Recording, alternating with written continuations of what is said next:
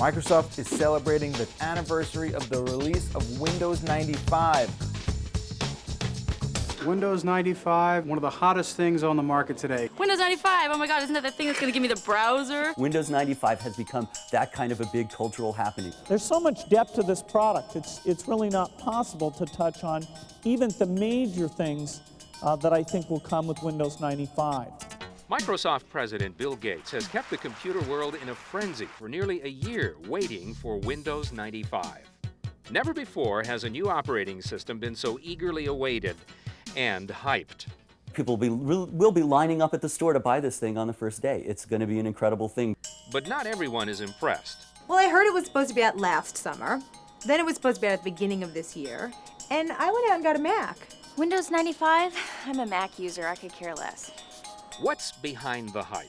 We called on our own experts here at CNET, online editor-in-chief Chris Barr and editorial director Fred Davis, to give us a reality check on Windows 95 and to help you make up your mind about what could be the most important computer development of the decade. Windows 95 is an incredibly important product. It's going to probably be the biggest upgrade in history. Now, does that mean it's because it's a better product? Windows 95 is just Windows 3.1 all over again. All the things that Bill Gates promised us years ago would be solved in the next version of Windows aren't. We're all paying all this attention because the 800-pound gorilla called Microsoft is saying this is a very important operating system. Okay, let's take a look at Windows 95 features. This is the Windows we've known for the past 5 years. This is Windows 95. For starters, it's huge. Let's talk about the platform you'll need to install Windows 95 on your computer. Microsoft says that you can run Windows 95 on a 386 with 4 megabytes of RAM. Fiction. We call that crawling, not running. I know. So we think, but their recommended system is a 486 33 with 8 megabytes of RAM. Which is still a joke. I mean, really want a Pentium with 16 megabytes. And hard disk space. Oh, boy, it eats it alive. Right. Yeah. Windows 95 uses about 40 megabytes of hard disk space. That's conservative. Once you get all the goodies on there and everything, you better think about having a 500 megabyte drive. In addition to better performance from games, Microsoft promises that CD-ROMs and other peripherals will be easier to install through a Windows 95 feature called Plug and Play.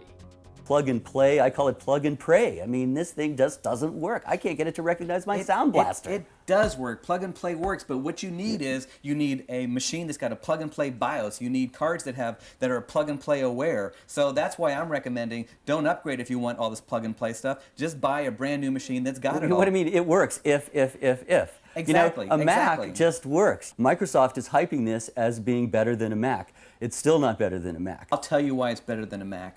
Because it's less expensive than a Mac, and because you can get more applications than you can get on a Mac.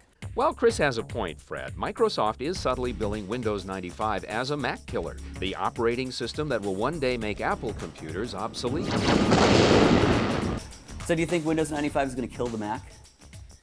No, I don't think the Mac is going to die. I do think, though, that over the next few years, it will begin to squeeze the Mac out because the difference between the Mac and the PC is definitely going to go away because of Windows 95 or 96 or 97 or whatever.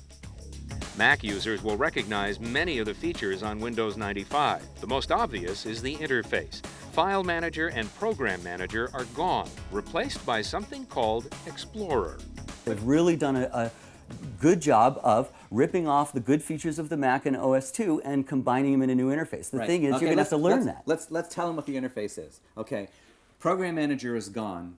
File Manager is gone, and in its place is this thing called Explorer. Oh, no, you're wrong. What they did is they give you 3 interfaces. Okay, but wait. They gave you the taskbar down at the bottom of the screen. Then they give you My Computer, which is the Macintosh interface done for Windows. You open it up, and there's all your drives and folders. Then they give you the Explorer, and that's sort of like the File Manager on steroids. But once you get used to it, it's absolutely fabulous. If the Windows 95 File Manager acts as though it's on steroids, it's probably because it's now a full 32-bit system. Even though Microsoft claims bigger is better, running some smaller applications on it, or too many of them at once, could lead to bombs. We're really getting down to the final stages of Windows 95 development, and we're really kind of anxious to get the product out there. But when will that product be released? It's a question everyone is asking. Microsoft now says Windows 95 will be out by August. And what will the consumer make of this new system?